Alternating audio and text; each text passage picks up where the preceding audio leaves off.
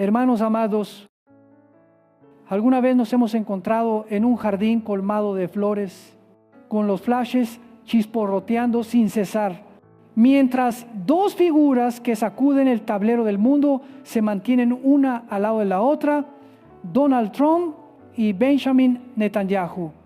Ellos sonríen, se estrechan las manos, y las palabras pulidas con esmero se vuelven señales enviadas a cada capital del planeta. Se habla de un plan de paz definitivo, de una hoja de ruta de 20 puntos, capaz de poner fin a lo que Trump llamó un conflicto de milenios. Pero detrás de aquellas sonrisas, la palabra de Dios nos invita a detenernos, a escuchar y a discernir. Vayamos paso a paso. Primer paso, Trump presenta un mapa de ruta nítido, alto, el fuego inmediato, retirada total de Israel, de Gaza, desmilitarización completa. Y algo inédito, él mismo presidirá un consejo de paz para supervisar la reconstrucción, sin entregarla a la ONU ni a las fuerzas internacionales tradicionales. A su lado, Netanyahu, líder de Israel, aparece como testigo político y emblema de la seguridad de su pueblo, vinculando su nombre a toda iniciativa relativa al resguardo de Jerusalén. Juntos anuncian garantías humanitarias de no desplazamiento forzoso y ensanchan el horizonte de la paz más allá de Gaza, proyectando una normalización amplia asentada sobre los acuerdos de Abraham con Turquía, Indonesia, Pakistán y varias naciones árabes. Si miráramos solo con ojos geopolíticos, la imagen de Trump y Netanyahu, hombro con hombro, tendría un enorme poder de persuasión de un lado, la palanca de una superpotencia; del otro, el epicentro del conflicto de Oriente Medio. Precisamente por eso, la Iglesia debe introducir esa escena en la luz de la Escritura. Pablo escribió a los tesalonicenses: cuando digan paz y seguridad, entonces vendrá sobre ellos destrucción repentina, como los dolores a la mujer encinta, y no escaparán. Hermanos, Pablo no escribió sí, escribió cuando es la certeza de un instante que sobrevendrá en la historia. Y cuando volvemos a oír las frases en labios de los líderes: paz duradera, seguridad para todos los pueblos, una nueva era de prosperidad, reconocemos la melodía que el Nuevo Testamento anticipó. La presencia simultánea de Trump y Netanyahu convierte la propuesta en algo más que un simple memorándum diplomático. Se transforma en un signo con un patrón profético, un líder que confirma, fortalece, amplía un pacto con muchos, con la participación de Israel y de numerosas naciones. El profeta Daniel, capítulo 9, versículo 27, declara: y por otra semana confirmará el pacto con muchos. A la mitad de la semana hará cesar el sacrificio y la ofrenda, y sobre el ala de las abominaciones vendrá el desolador. El verbo confirmar es particular, no implica crear de la nada, sino apuntalar, robustecer, extender y poner bajo garantía una estructura ya existente. Y con muchos es también particular, no alude a un acuerdo bilateral, sino a un entramado multilateral de múltiples intereses entrelazados. Preguntémonos lo recién expuesto: Israel, los palestinos, países de la región, algunas naciones islámicas de gran peso, socios europeos y garantías estadounidenses. ¿No es un cuadro multilateral? Sí lo es. Se trata de consolidar lo ya existente y ampliar su cobertura, muy probablemente. Pero, hermanos, lo que nos hace estremecer no es solo la arquitectura jurídico-política. El punto crítico se ubica en la mitad de la semana, es decir, alrededor de 3 años y medio dentro de un periodo de 7 años en la visión de Daniel. En ese medio hay una traición, el sacrificio cesa, lo sagrado es profanado y aparece la abominación desoladora en el lugar santo.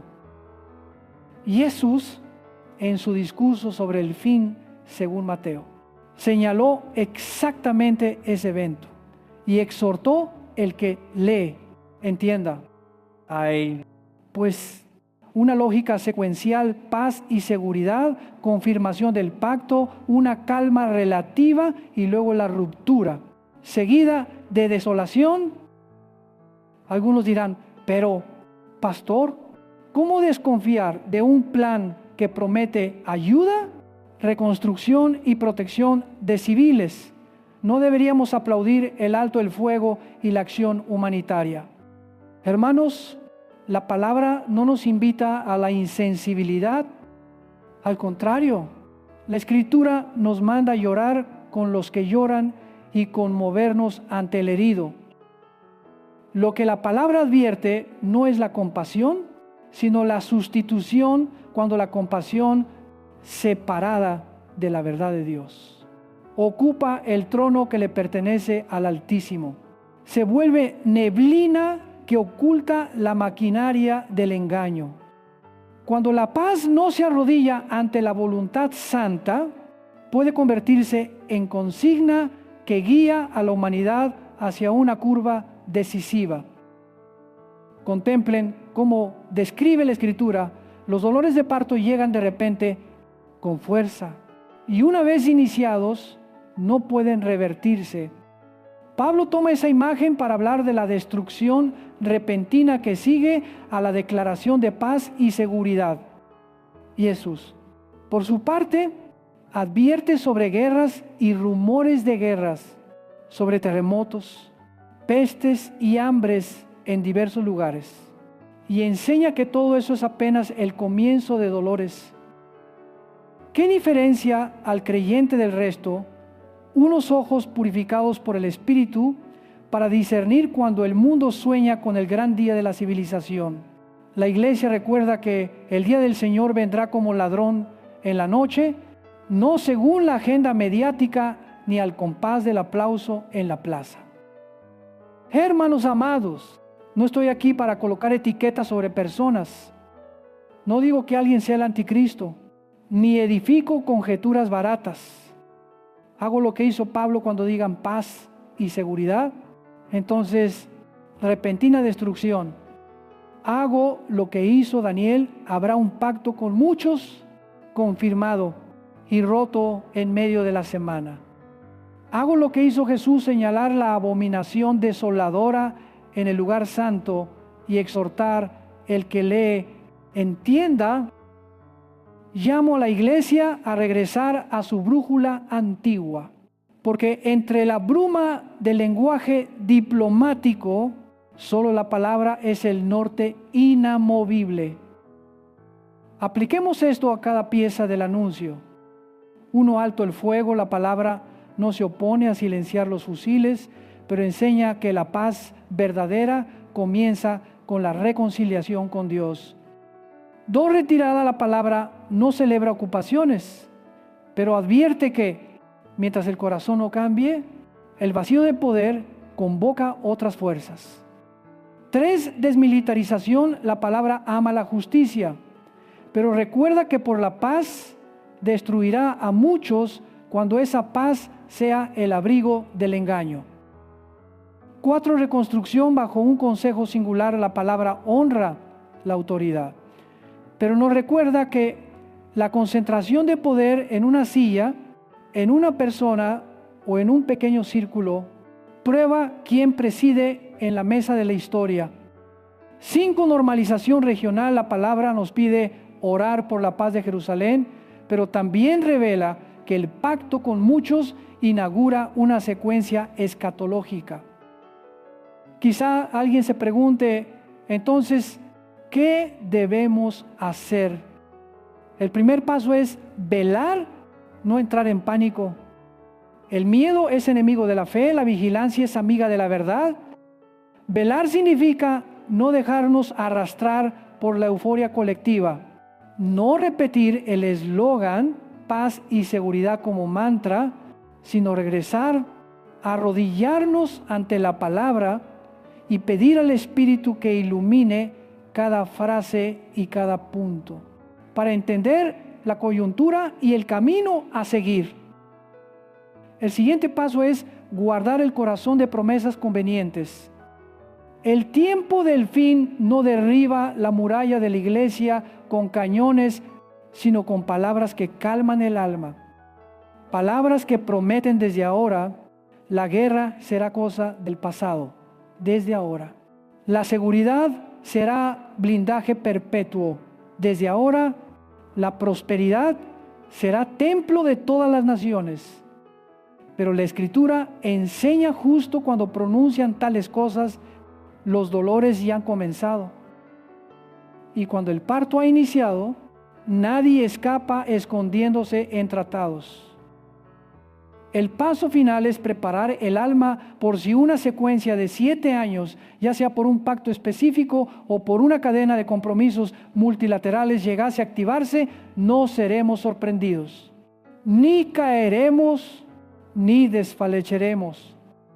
Prepararse no es acumular ansiedad, es profundizar la comunión con Cristo, fortalecer la familia en el Evangelio, ejercitar la obediencia en lo pequeño y permanecer firmes en la promesa, no estáis en tinieblas.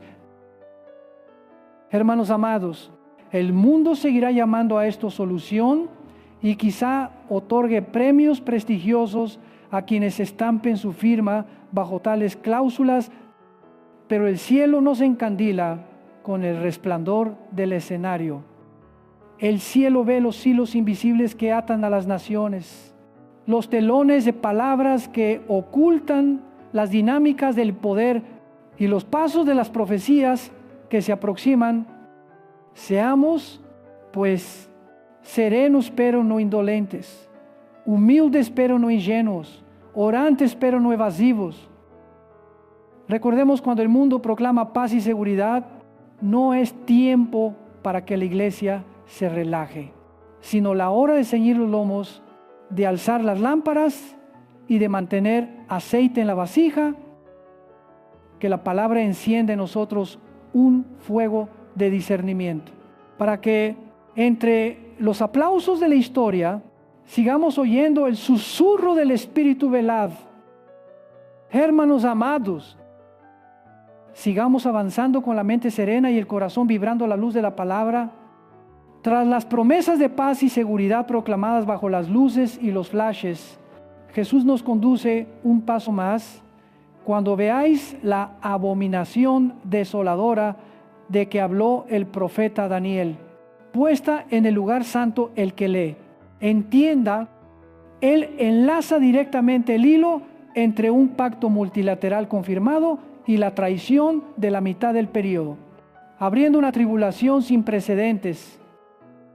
Entonces, ¿acaso la solución que la humanidad aplaude es realmente una salida o es la puerta que introduce al corredor del gran engaño? Permítame hablar con franqueza y mansedumbre. La Escritura no condena a la humanidad solidaria. La Escritura desenmascara el hechizo que se disfraza de humanidad.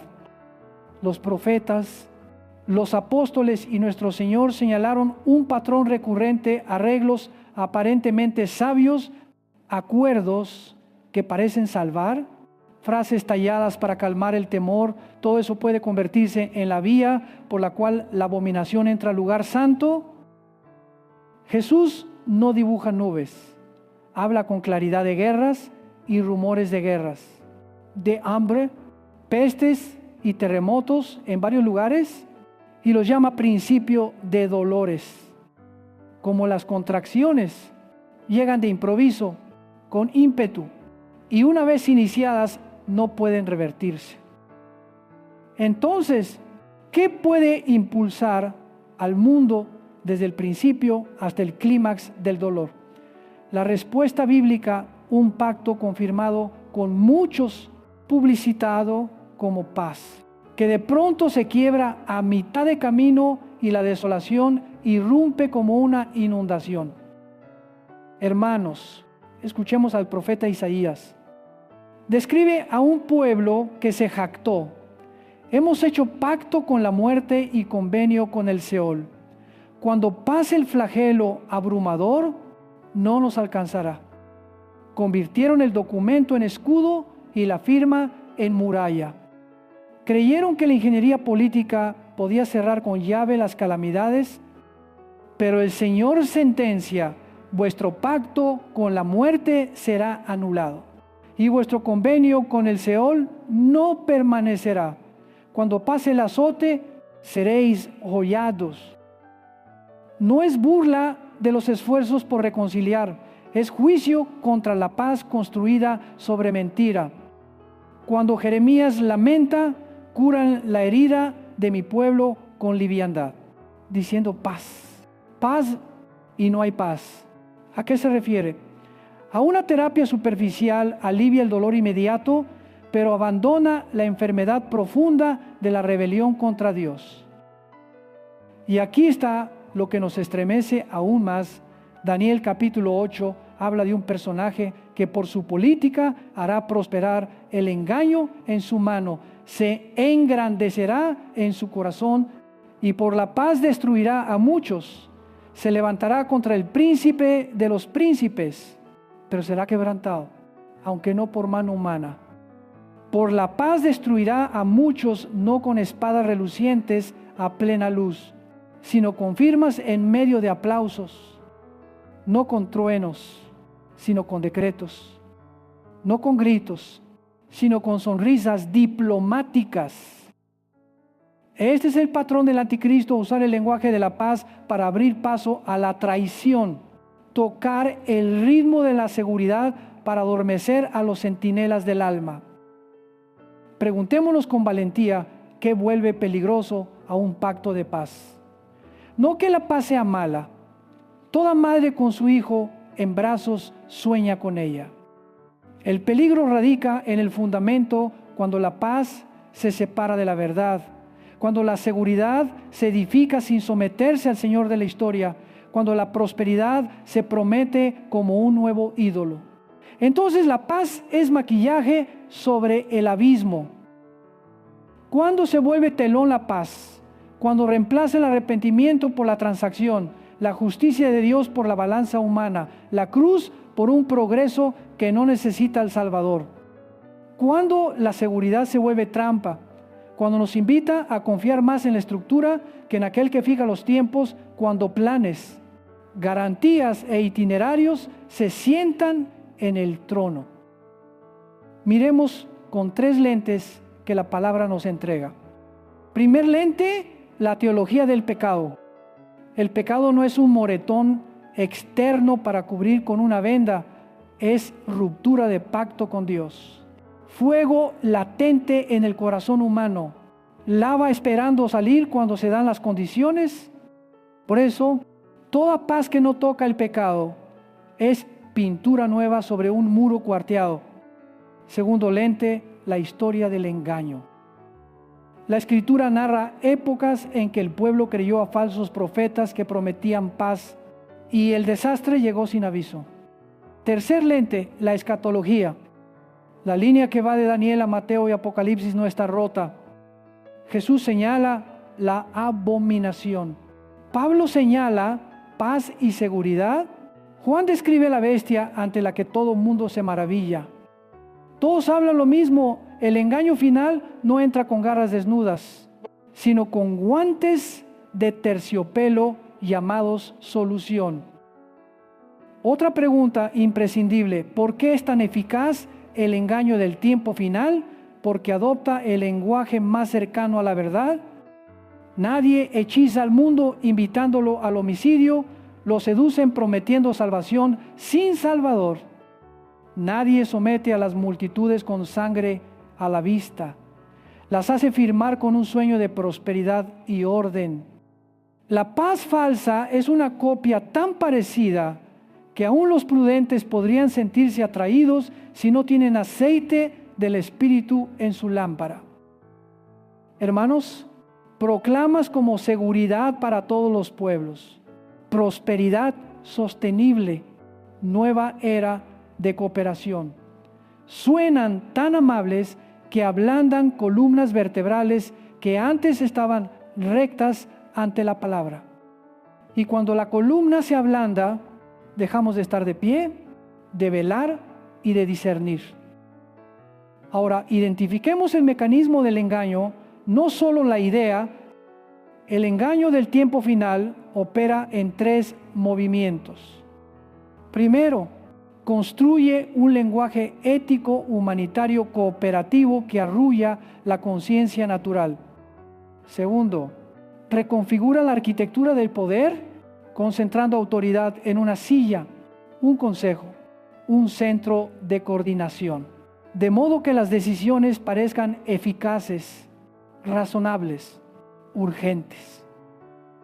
Tercero, rebaja la vigilancia espiritual porque se cree que las garantías políticas bastan para cerrar la puerta a la calamidad. Cuando estos 3 movimientos convergen, por la paz destruirá a muchos. Deja de ser una frase críptica para convertirse en una fórmula casi infalible. Pongámoslo en el marco concreto ya mencionado.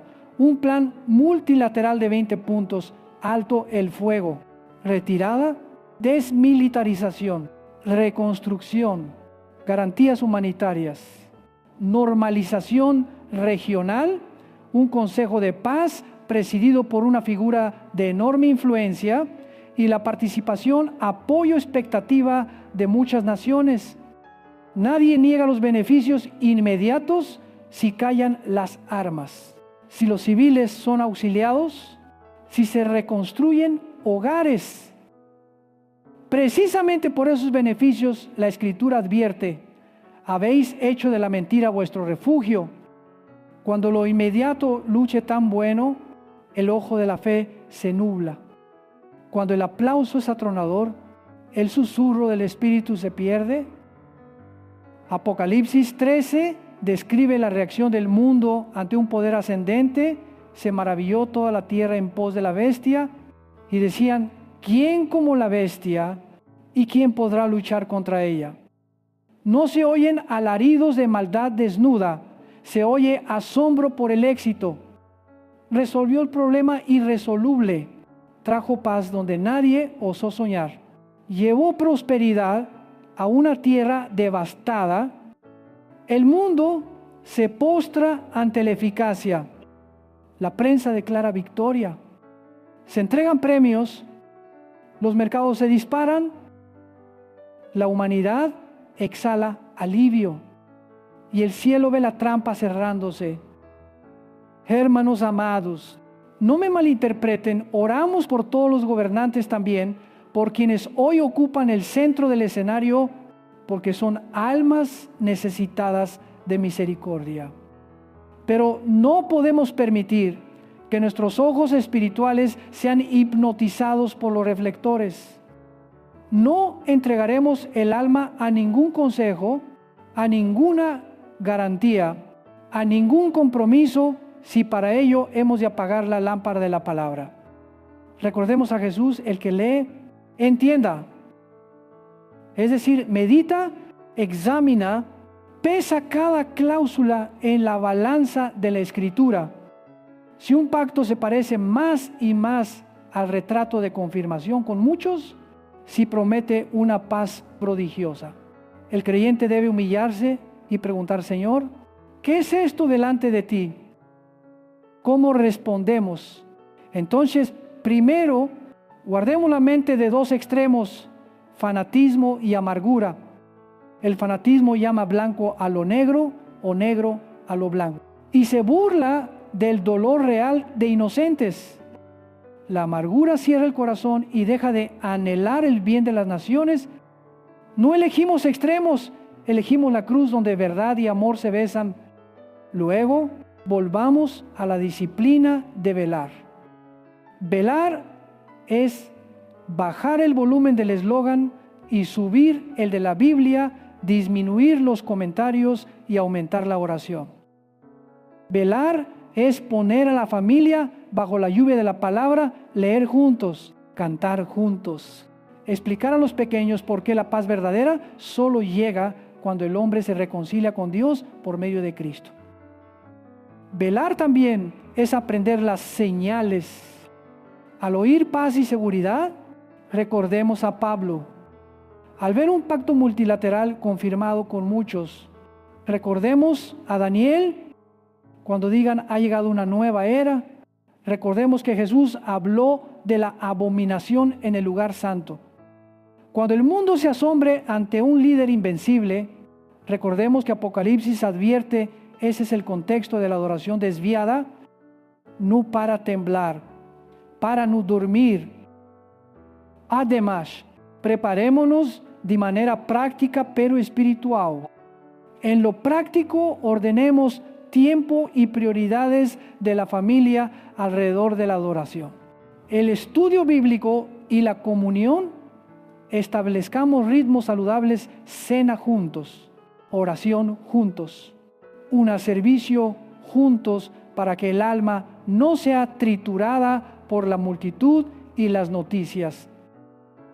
En lo espiritual, confesemos con regularidad, perdonemos con prontitud, consagrémonos al servicio, socorramos al necesitado, para que el corazón no se endurezca en la temporada del engaño. Cuando el corazón es tierno ante Dios, el oído se afinan a su voz. Cuando la mano se abre al pobre, los ojos se abren a las señales del tiempo.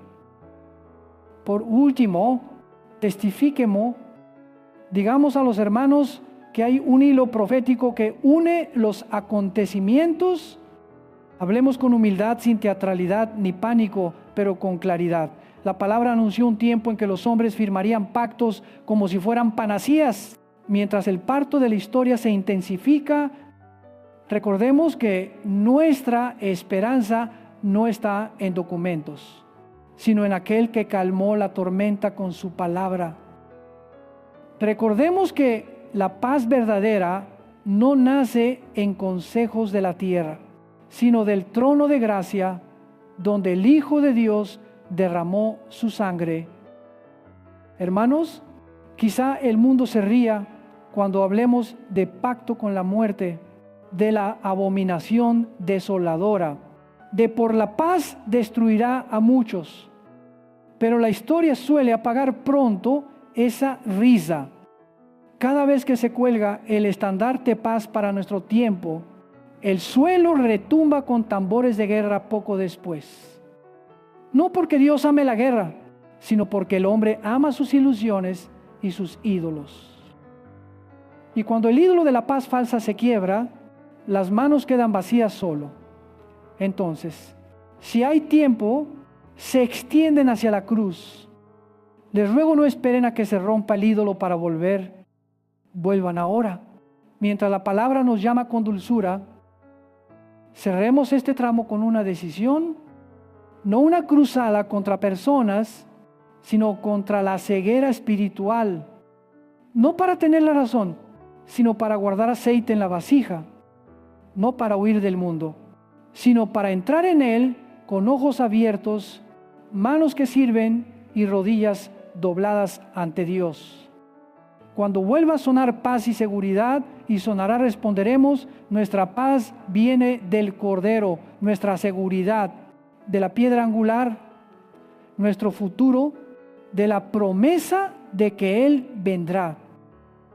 Ahora, la palabra nos llama a ir más lejos, pero antes de continuar, detengámonos un instante, pongamos la mano sobre la Biblia y supliquemos, Señor, líbrame de todo hechizo del tiempo final.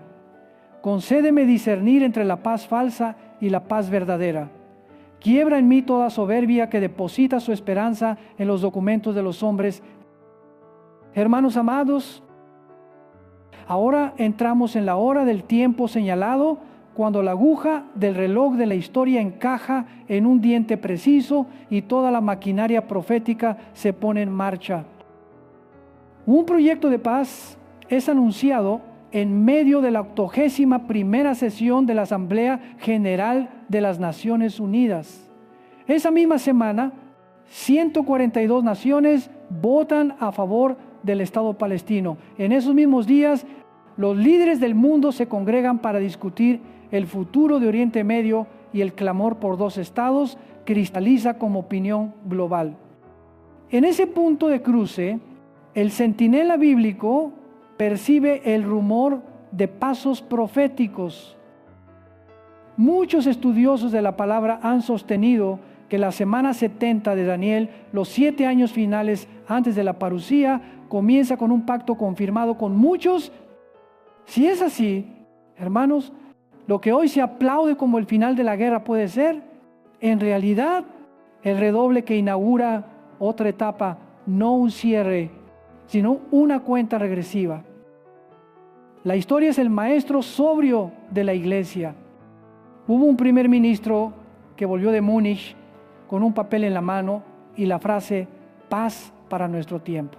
Y solo 11 meses después estalló la guerra mundial. Hubo un pacto entre 2 imperios que prometía no agredirse y 2 años más tarde los ejércitos cruzaron las fronteras como torrente. Las declaraciones de paz, especialmente los pactos multilaterales de carácter integral, suelen parecerse al agua quieta antes de la tormenta del siglo. La palabra ya lo dijo, cuando digan paz y seguridad, entonces vendrá destrucción repentina, y cuando la destrucción comienza, avanza como parto, no retrocede, no se cancela, nadie escapa. Por eso nos hallamos ante 2 sendas y ambas conducen al cumplimiento.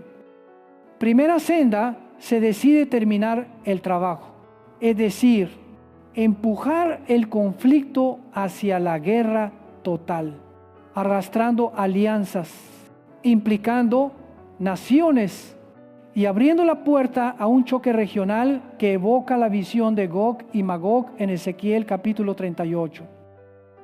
Segunda senda, el pacto es aceptado. Se abre la puerta de una paz falsa. Arranca la reconstrucción, Gaza cambia de semblante. Aparecen mecanismos de garantía internacional. Se respira alivio hasta la mitad del período, en torno a 3 años y medio, cuando quien confirmó el pacto lo quiebra. La abominación desoladora se yergue en el lugar santo y el mundo despierta en una aurora oscura. Vaya por donde vaya. El ajedrez profético se acomoda hacia el desenlace, el templo reconstruido. La concentración del poder global, mecanismos de control socioeconómico convertidos en señal para comprar y vender, y finalmente la gloria del Hijo del Hombre apareciendo en las nubes. En el centro de ese cuadro, los nombres que el mundo observa, Donald Trump y Benjamin Netanyahu, dejan de ser 2 actores de noticiero para convertirse en piezas dentro del tablero de la palabra. El primero, con el tono de solución definitiva, la palanca de una superpotencia y la promesa de una nueva era. El segundo, con el instinto de supervivencia de Jerusalén y la obsesión de garantizar la seguridad de su pueblo. Ambos, voluntaria o involuntariamente, tocan botones capaces de activar una reacción en cadena escatológica. No condeno, solo recuerdo, todo plan humano debe inclinarse ante el calendario de Dios. ¿Qué debe hacer la iglesia cuando quizá esté contemplando una cuenta regresiva? Ante todo, velar y orar. Jesús dijo en el Evangelio según Mateo que vigilemos porque el Hijo del Hombre viene a la hora que no pensáis. Velar no es subir al tejado para conjeturar fechas, es poner la mano sobre la Escritura y permitir que la palabra modele nuestra lectura del mundo. Orar no es un lamento impotente, es conversar con el soberano de la historia y empuñar sus promesas contra el temor. Luego, conservar el discernimiento. No permitamos que el corazón sea arrastrado por la euforia política o el optimismo diplomático. Examinadlo todo en la balanza de la palabra. Recordad que los hechizos del tiempo final no se presentan como monstruos, llegan como médicos, filántropos, arquitectos de soluciones. Cuando la prensa lo califique de avance humanitario, la Iglesia debe preguntar: ¿es este un pacto confirmado con muchos cuando la plaza celebre seguridad duradera? La Iglesia debe inquirir: ¿escuchamos la promesa del hombre o la advertencia de Dios? Después, prepararnos no solo políticamente, espiritualmente. La respuesta de la Iglesia ante las señales no es campaña, sino conversión. Asegure cada cual que su relación con Cristo se afianza. Asegure que su familia conoce el Evangelio, que los pequeños comprenden la esperanza de la cruz, que los adultos caminan en obediencia. Levantad un altar en casa, Biblia abierta. Oración constante. Misericordia en acción. Haced del domingo un puesto de habituallamiento, del grupo pequeño un refugio para el alma y de la caridad una armadura contra la tentación de la dureza. Asimismo, proclamad la verdad. Muchos creyentes no perciben que los acontecimientos que deslizan en sus teléfonos pueden estar encajando en la línea roja de la profecía.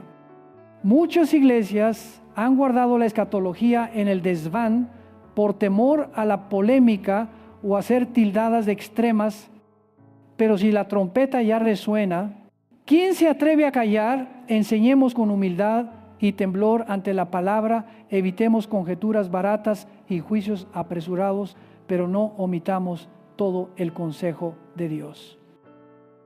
Digamos a la iglesia: paz y seguridad no es música de cuna, es alarma para el turno de noche. Hermanos amados, el descubrimiento cuarto es el tiempo, y el tiempo nunca es neutral.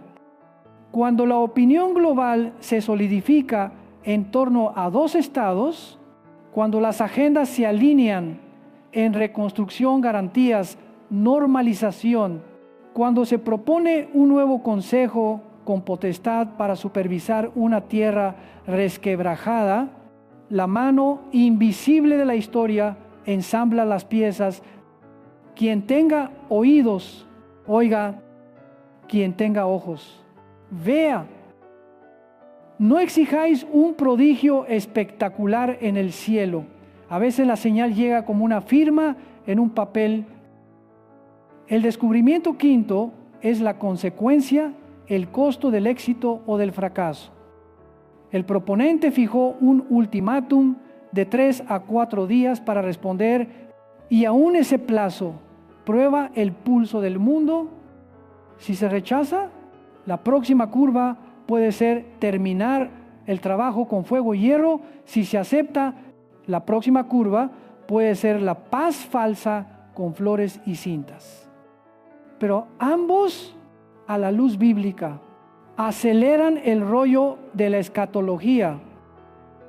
Imaginemos que se elige la senda de la paz falsa. Gaza se reconstruye paulatinamente. Un dispositivo internacional de seguridad coordina. Las garantías jurídicas levantan un armazón. La cuestión del monte del templo es gestionada con prudencia. Templos e iglesias reposan un tiempo. Los mercados se entusiasman. La prensa entona el himno del triunfo. Y la humanidad suspira como quien deja un gran peso en el suelo. Pero Daniel ya dijo: eso dura hasta la mitad de la semana. Justo cuando creen haber superado el maleficio, la abominación se planta en el lugar santo. Cesa el sacrificio y el rostro real del pacto queda al descubierto. Entonces, los que edificaron sobre consignas entrarán en pánico. Los que edificaron sobre la piedra angular permanecerán en pie. Y si se elige la senda de la guerra total, el torbellino arrastrará la región, acercará los polos. Y las líneas de Ezequiel parecerán imprimirse de nuevo sobre la página de la actualidad. No hago prognosis estratégica, solo recuerdo que la palabra jamás pierde el compás ante la realidad. Lo que el hombre llama coincidencia suele ser el orden del soberano. Y la vocación de la iglesia en toda senda sigue siendo la misma: velar, orar, enseñar, amar y vivir santos en medio de una generación que pretende resolver la ecuación de Dios sin Dios. Permítame ahora ofrecer 4 exhortaciones como 4 columnas para su casa en temporada de vientos cambiantes. Primera, disciplina de la palabra cada día. Al menos una porción bíblica. No solo leer, sino meditar. No solo saber, sino obedecer. Memorizar los pasajes claves, la frase de Pablo, paz y seguridad, la de Daniel sobre el pacto con muchos y la mitad de la semana, la de Jesús sobre la abominación desoladora. Segunda disciplina de la oración, horarios fijos. Interceded por los gobernantes, por Jerusalén, por las víctimas. Pedid que el Señor guarde a la iglesia del hechizo. Tercera disciplina de la comunión grupo pequeño. Mesa familiar, asamblea. No permitáis que el alma se vuelva creyente solitario, presa fácil del alud informativo. Cuarta disciplina del testimonio cada semana. Al menos una conversación significativa sobre la esperanza en Cristo, para que el aceite de la vasija no sea solo para nosotros, sino luz para el prójimo. Cuando el mundo discuta corredores de seguridad, fondos de reconstrucción, consejos de supervisión, recordemos la senda estrecha y la puerta angosta. Cuando se hable de nueva era, recordemos cielos nuevos y tierra nueva. Cuando se pronuncien nombres de héroes del tiempo, entre ellos Trump y Netanyahu, recordémonos que la historia no orbita alrededor de un líder terrenal, sino del Cordero inmolado y resucitado. Respetamos la autoridad, oramos por quienes gobiernan, pero adoramos un solo nombre. Y si de verdad 7 años están a la puerta, no dejemos que tiemble el corazón. No hemos sido guardados para huir, sino para testificar, no para acaparar por miedo, sino para ofrendar. No para contar días y adivinar, sino para contar gracias y obedecer. Usaremos el tiempo mucho o poco como ciudadanos del reino en medio de un orden global que muta. Nuestra lámpara brillará no por la corriente de la opinión, sino por el aceite del Espíritu. Nuestros ojos verán no por la pantalla, sino por la Escritura. Nuestro corazón estará firme no por pólizas humanas, sino por el pacto en sangre del Hijo de Dios. Hermanos amados, no empaqueto miedo, proclamo esperanza firme, porque aun si cada pieza escatológica cae en su lugar templo, pacto, abominación, señal, por encima de todo hay un trono que no tiembla ante sesiones, no se fatiga con peticiones y no se atrasa según el reloj del hombre. Ese trono habló por la cruz y la tumba vacía. Toda autoridad me es dada en el cielo y en la tierra. Y he aquí, yo estoy con vosotros todos los días, hasta el fin del mundo. Ese es nuestro aval, no una resolución, no un ultimátum, no un consejo, sino Emmanuel. Por eso no concluimos con análisis, sino de rodillas. Inclinen la cabeza y digamos juntos al Señor unas palabras. Padre Santo, entre las voces que prometen paz y seguridad, concédenos oídos para reconocer la voz de tu Hijo. Enciende en nosotros el fuego de la vigilancia para no dormir en la hora de la cuenta regresiva. Guarda a tu iglesia de todo hechizo disfrazado de humanidad. Enséñanos a amar al que sufre sin traicionar la verdad. Sube a Jerusalén, ten misericordia de los inocentes y guía a los gobernantes, entre ellos a Donald Trump y a Benjamin Netanyahu, al temor de tu nombre, para que ninguna decisión se levante contra tu voluntad buena.